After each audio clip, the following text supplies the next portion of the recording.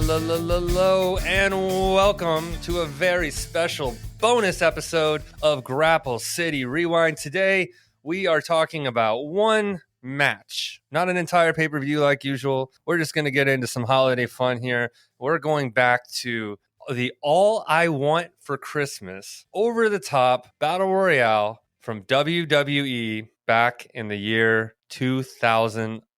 I'm Bradley Palermo here, as always, with Aaron Fink. And Aaron, the show aired live from the Time Warner Cable Arena in Charlotte, North Carolina. Do you know the exact date on it?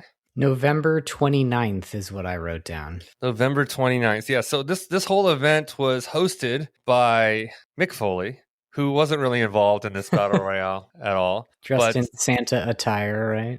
Right. Yeah, he was wearing the Santa Claus outfit. But this is a strange festive side of professional wrestling and a comedic side of professional wrestling. Mm-hmm. It was 20-man over-the-top Battle Royale. Most of the guys are already in the ring during the commercial break. And then we get Sheamus gets a little intro. Mm-hmm. Sheamus has been there forever, man. It's crazy. Yeah. And Hornswoggle, the little person, Hornswoggle, that some of you may know and remember, he got a little entrance as well. But the full participant roster, 20 people. Most of these guys, I don't really know who they are. Sheamus, Justin, Gabriel, Hunico. Is that how you say his name? Who knows? Hunico. Jinder Mahal, I remember him. Kofi Kingston, Ezekiel Jackson. Ted DiBiase Jr., is he dead? Ted DiBiase's son? No? I don't know. Look it up. I think he got into some financial scams with his father, which is really fitting for... He is alive. He is alive, yeah. I think there is some... they stole from a church or something. Oh, God. I have to look it up, though. Don't quote me on it. Tyson Kidd, Heath Slater, Jay and Jimmy Uso, who at this time, the announcers don't even know the difference between the two of them. Yeah. There goes one of the Usos. I heard him say that. Yeah, they kept saying one of the Usos.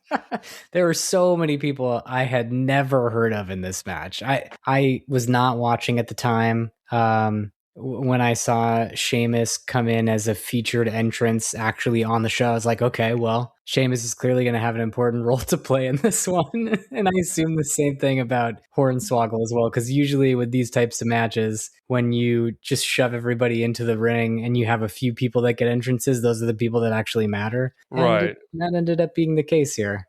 There's only, since I've mentioned almost everyone else, I'll just throw in the last few. Yoshi, Tatsu, Kurt Hawkins, Tyler Rex, JTG, Percy Watson, Titus O'Neil, I remember him, Johnny Curtis, who would later be Fandango, Darren Young, and Hornswoggle. Tyler Rex, do you know her? Mm-mm. Tyler Rex at the time was a man, big ass, Jesus-looking white guy with dreads. Pretty good-looking guy. He became Gabby Tuft, so one of the few big bulky male wrestlers of the past that became a trans woman, and now sells whey protein on Instagram.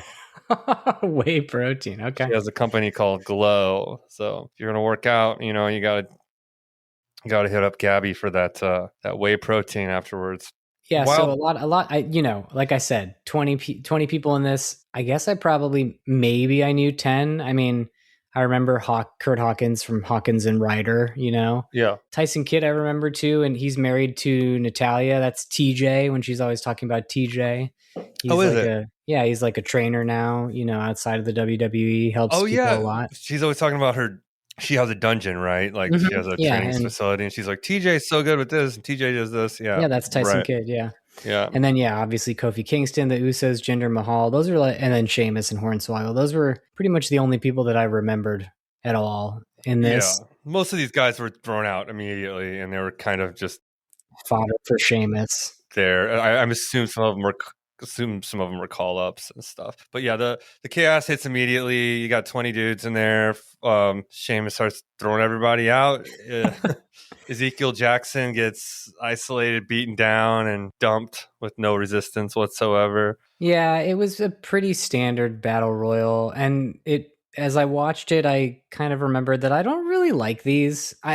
I guess the Royal Rumble feels, it is different, right? But it's essentially the same thing. It's just you get the big pomp and circumstance of the entrances and the timed participants. So the Royal Rumbles, I always seem to like a bit more than just like throw everybody in the ring and start the match. I think it's probably because Royal Rumbles do more often than not tend to have a story that unfolds, like that one in 2020 where Lesnar was kicking everyone's ass and then Drew, got him out, and then the Cody ones where like, is Cody going to be able to finish his story? I feel like overall those tend to have a bit more of a through line than something like this, where this is just like a schmaz and everyone's doing shit in the corners and some people's punches look kind of shitty. And this is the kind of battle royale you get if you go to like a Monday Night Raw, or in this case a SmackDown, where it's just kind of TV battle royale. And this was mostly about Sheamus and Hornswoggle. Hornswoggle does, I guess, what he does best. He just hid under the ring until the chaos died down. Yeah. So, I mean, and every once in a while, somebody would stick their leg too far out to where he could reach it, and he'd fuck with them, pull them out of the ring. Or yeah. I guess if there was a story for this, it was that Sheamus dominates and Hornswoggle hides until it's convenient. Yes, and then eventually we get left with Sheamus and Hornswoggle as the last two men in the ring. Of course, Sheamus is huge and very bright, and Hornswoggle is very short. And Sheamus tries to be noble. He tells Hornswoggle, just go. Hornswoggle, just go. Just get eliminate yourself. Go home, just Hornswoggle. Hornswoggle refuses, and he does his little fighting fists. He puts them up, and Sheamus is just like, oh my God, I'm not going to beat up this little person. But the winner, I should have said earlier, gets to ask Santa for a Christmas wish.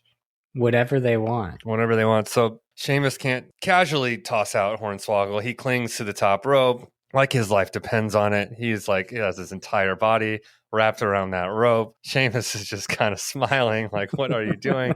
And then eventually they're standing on the apron together, and he's like, okay, just go now, Hornswoggle. Just do your thing. Yeah. And Hornswoggle, as he tries to swerve Sheamus, he's like, okay, give me a hug. Sheamus goes to give him a hug, and Hornswoggle pushes him off and wins. So Hornswoggle is the winner of the Christmas Witch and the 20-man battle royale. Yeah. And Sheamus has a good sense of humor about this whole thing. He's just smiling it up. I've never seen. He's like, you Sheamus. son of a gun. Yeah.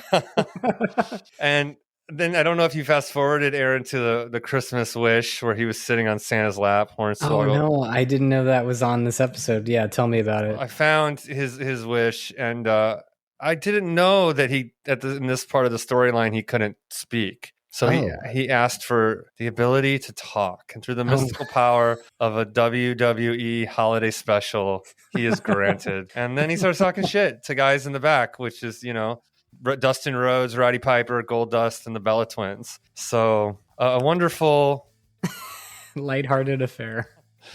December WWE cheesy little match. And I think that does it for this edition of Grapple City Rewind. We will be back with full episodes in season 2 in January, and throughout this month we will be sprinkling in these fun little bonus episode moments, and we will be taking calls now to play later. If you want to drop us a line, you can always call 626-657-SLAM. Pick up the phone.